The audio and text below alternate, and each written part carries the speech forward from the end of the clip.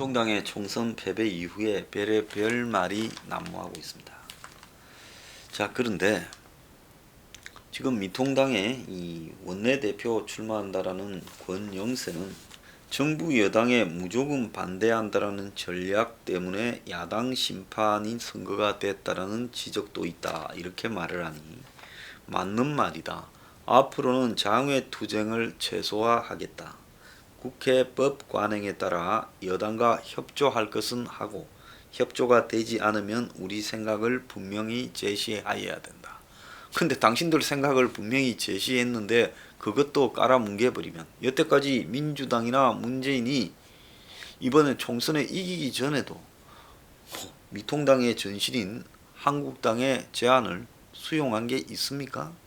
황교안이가 그리 밥 먹어 달라 해도 밥도 안 먹어줬잖아요. 자, 그런데 정부 여당을 견제하는 제1야당으로서 정책 기능을 강화해 여당보다 더 좋은 정책을 내는 정당이 되겠다. 그러면서 아스팔트 보수와는 결별하고 품격 있는 보수가 되겠다, 이렇게 말을 합니다. 아마 저 당의 대부분이 다 이런 생각을 가지고 있습니다. 그래서 참 어떤 것이 품격인가? 지금 야권에 대해서 인정하지 않고 사실상 민주주의를 파괴하고 삼권을 장악해서 상권 분립이나 그 견제, 이런 부분들을 깔아뭉개버리고 자기 하고 싶은 대로 다 해버리는 그런 문정권에 협조할 것은 협조한다.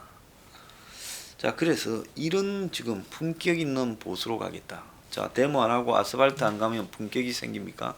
품격이 생기면 그 품격 있는 보수는 여당이 품격이 있네, 그러면 너네들한테도 하나 양보할게, 우리 거 하나 주장 들어주라, 그래서 하나 양보하고 하나 들어주고 뭐 이렇게 갈 수 있을 것 같은가에 대해 참 정말로 막장으로 가고 있다 생각합니다. 최근에 한 보수 종편의 중요한 그 간부 위치 자리에 이 정권 편드는 한 방송국에 무리를 빚어서 나온 사람이 들어갔다.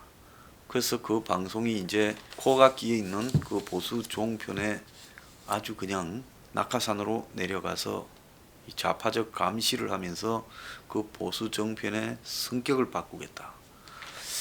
자, 이런 이야기가 있었습니다.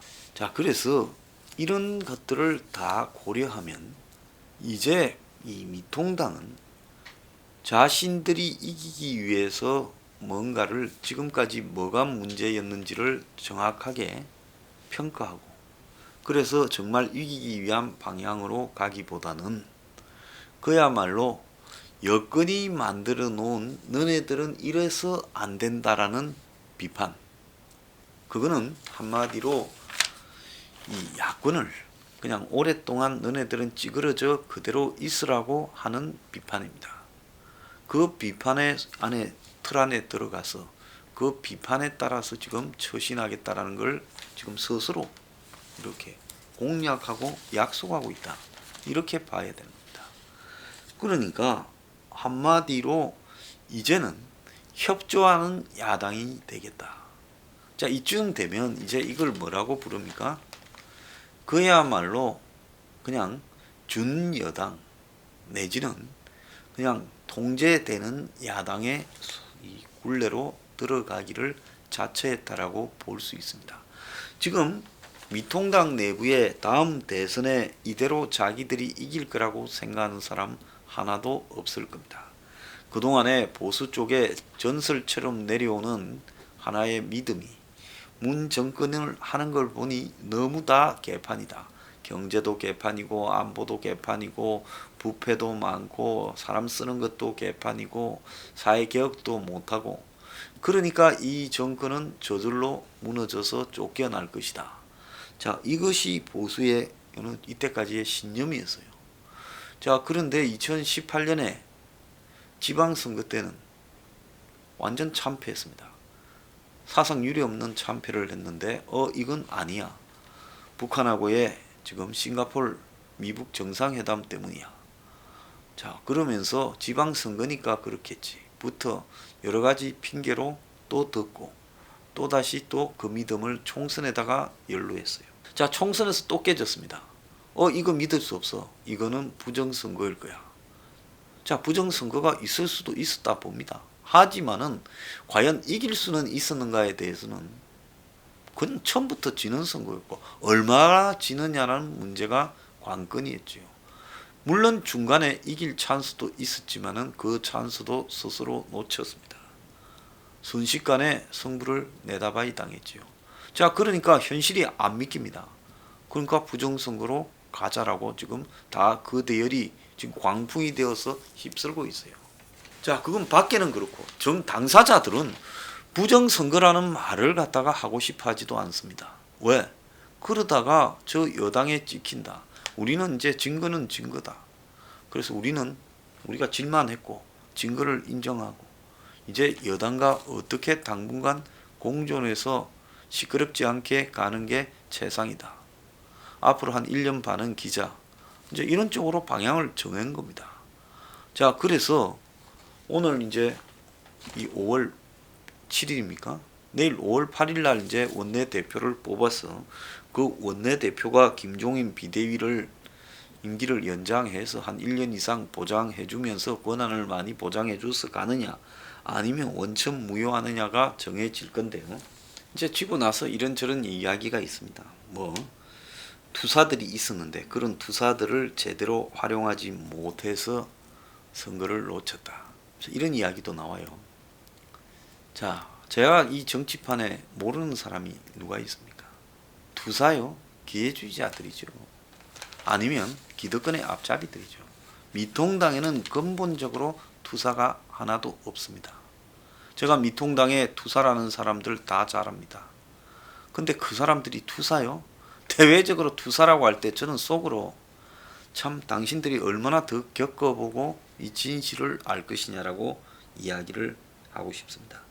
자, 전부가 자기 정치 수명을 연장시키기 위한 쇼맨십부터 배운 자들이지 그들이 말하는 투사라는 것은 그 방법으로 가는 게 미통당의 체질에서는 희귀성이 있어서 정치 생명을 연장시키는 게 쉽다고 판단했기 때문에 그 쇼를 하는 사람들이었습니다.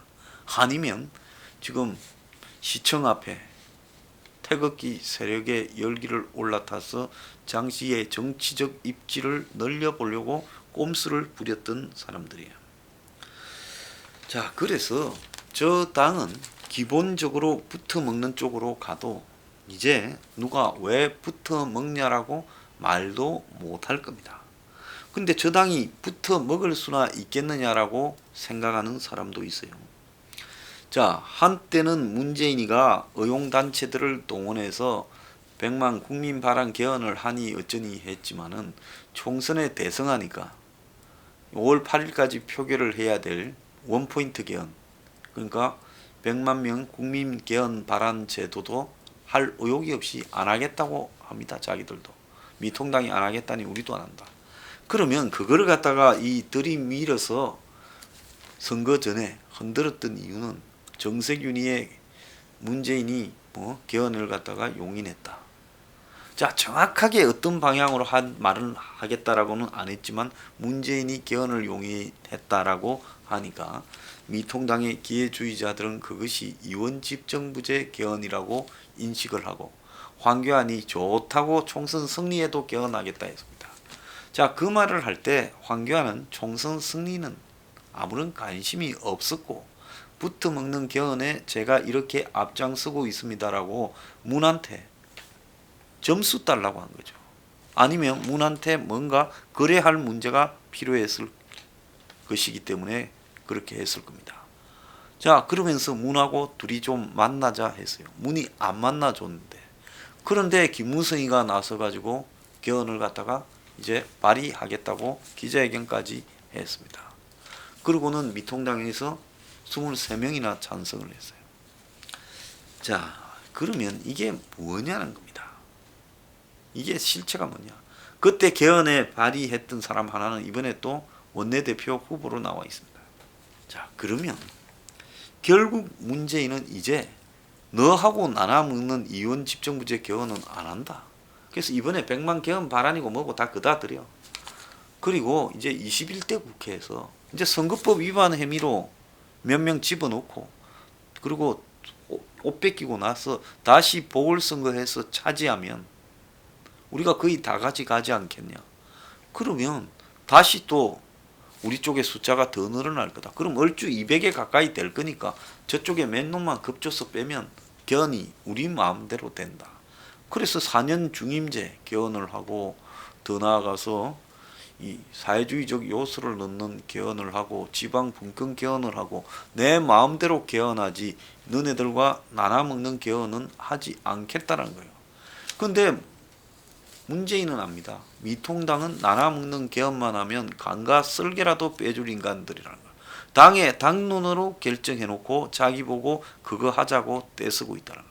그러니까 얘들은 애초에 대통령제로 선거에 이길 생각도 없고 대통령 후보가 될 수 있다라고 생각도 안 하는 집단이라는 겁니다.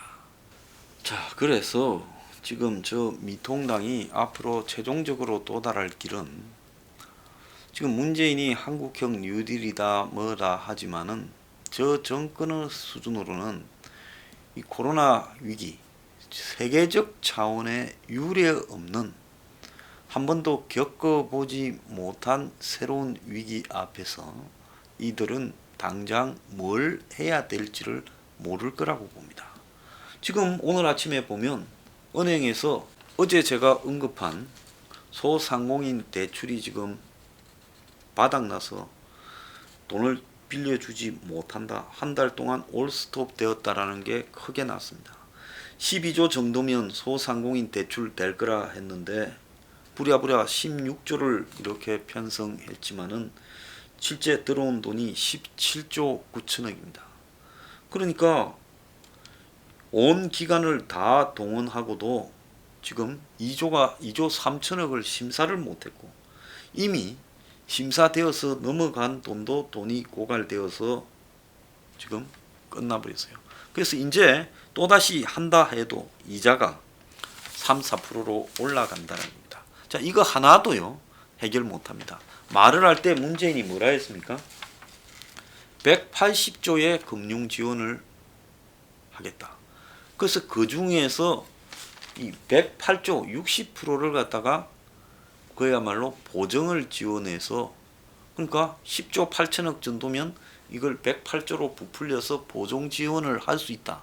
원돈이 10조 8천억이면 보정을 10배에서 떼이는 확률을 10%로 계산했을 때 10조 800억을 날리더라도 해결이 된다라고 자기들이 생각을 했지만은 전혀 근처도 가지 못하고 있습니다. 그러니까 나머지도 전부 지금 한국형 뉴딜이라는 것도 결국 그렇게 흘러갈 거다. 그래서 이들의 아마 이 대공황이 옵니다. 지금 미국이나 전 세계가 겪고 있는 경제적인 타격이요. 대공황 때보다 전체적으로 크다라고 지금 이야기를 합니다. 근데 문제는 이게 어디쯤 와 있는지를 알지 못한다는 거예요. 한국에서 보면 끝물같이요. 그런데 오늘 브라질에서 보면 10,000명이 넘었대요. 그건 시작입니다.